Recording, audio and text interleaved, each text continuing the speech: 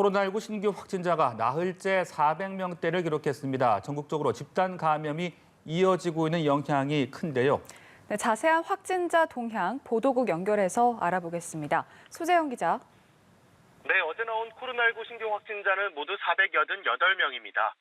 국내 누적 확진자는 94,686명으로 늘었습니다. 신규 확진자 가운데 지역 감염자는 467명, 해외 유입 사례는 21명입니다.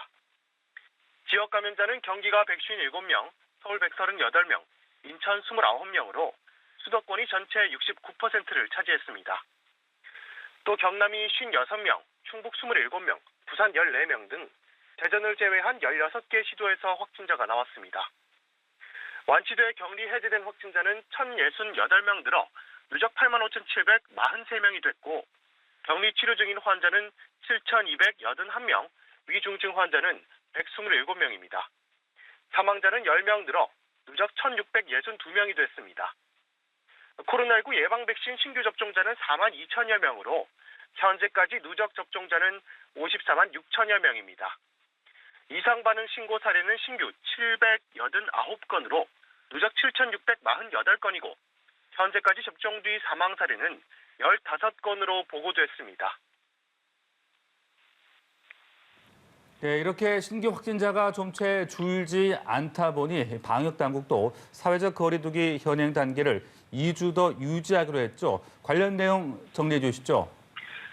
네, 최근 한 주 동안 하루 평균 확진자 수는 418.3명으로 직전 한 주보다 12.5% 증가한 것으로 나타났습니다.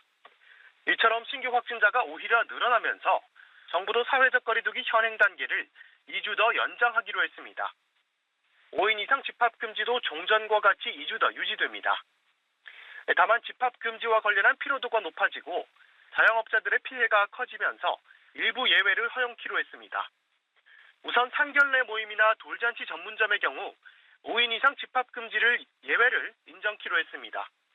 또 6살 미만의 영유아를 동반하는 경우에도 예외를 적용하고 영유아를 제외한 4명까지 집합을 허용합니다. 다만 이 같은 예외 상황에서도 지나친 밀집을 막기 위해 최대 8명까지만 집합할 수 있도록 했습니다. 또 유흥시설의 경우 수도권은 22시 운영시간 제한을 유지하지만 비수도권은 타업종과의 형평성 등을 고려해 운영시간 제한을 해제키로 했습니다.